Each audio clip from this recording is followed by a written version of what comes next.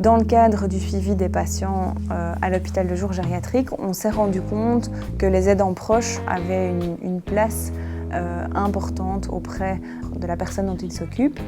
Et donc, il faut leur proposer quelque chose de spécifique parce qu'eux se posent souvent beaucoup de questions par rapport aux difficultés du quotidien qu'ils observent. Parce que dans le cadre des maladies d'Alzheimer et maladies apparentées, on se rend compte qu'il y a énormément de stéréotypes véhiculés dans la société. Alors on va demander à l'aidant proche de faire une espèce de liste un petit peu des situations problématiques. Et on va réfléchir ensemble et trouver et construire des solutions et des choses ensemble. La première règle, c'est de ne pas vouloir tout assumer tout seul. On est vite débordé, on est vite fatigué. Cet accompagnement m'a beaucoup aidé et m'a soutenue depuis le début parce que je n'avais aucune référence, aucun point de comparaison. Je ne savais pas du tout où nous allions ni comment nous y allions. Il y a eu des aspects médicaux, des aspects techniques très intéressants qui nous ont été transmis. Et je crois que ça, c'est vraiment très utile. En parallèle avec les séances que réalise la neuropsychologue Violette avec les aidants proches, moi je vais travailler avec les patients des sujets en fait qui ont été discutés en amont entre la neuropsychologue et l'aidant. Par exemple, il y avait un mari, donc qui était l'aidant proche, qui était extrêmement touché parce que son épouse, à chaque fois que les enfants venaient leur rendre visite, ne voulait pas voir leurs enfants. Et on s'est rendu compte que c'est parce que la patiente a toujours fait une tarte aux pommes pour ses enfants et ses petits-enfants. Et madame est plus capable de faire la tarte aux pommes toute seule. Donc on a fait un petit carnet où il y avait toutes les étapes. Et du coup, elle a réussi à refaire des tartes aux pommes toute seule.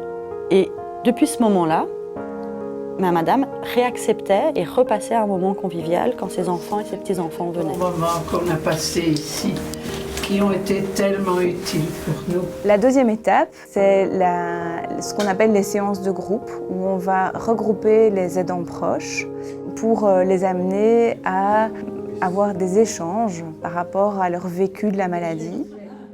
On est enchantés de la proposition que vous nous avez faite parce que au début de la maladie, comme on ne connaît pas cette maladie, au début on se dit mais quoi, elle le fait exprès, c'est pas possible, mais qu'est-ce qu'elle vieillit mal. Et ce programme nous a permis de comprendre, non, elle ne le fait pas exprès, elle est malade. La démence qui est liée à la maladie de Parkinson, la démence frontotemporale.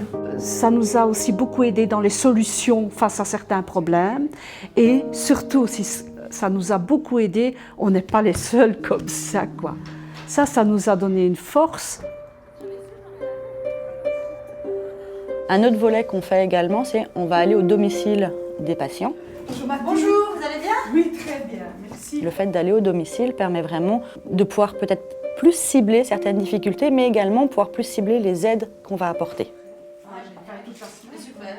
Le but, c'est vraiment pour pouvoir améliorer la qualité de vos vies ensemble, à toutes les deux, parce qu'on sait que c'est autant important l'encadrement, la mise en place de petites aides que le traitement médicamenteux, voire parfois même plus important au niveau de la qualité de vie. D'accord. Donc nous sommes trois, mes deux frères et moi, et nous avons décidé donc, d'après le planning de chacun en dehors de maman, de nous partager la semaine. Nous vivons 24 heures sur 24 ici. Nous dormons ici, nous nous occupons de toute l'intendance. C'est vrai que tout ce que j'ai dit là, ça peut peut-être donner une image de vie idyllique, mais ça ne l'est pas, hein, attention, parce que bon... mais nos réactions par rapport aux problèmes, c'est grâce à vous hein, qu'on les supporte, ces problèmes-là. Merci. Grâce au prix du Fonds Gert Noël géré par la Fondation Rabaudouin, nous allons pouvoir continuer à développer le programme de guidance pour les aidants proches au sein de notre hôpital de jour gériatrique.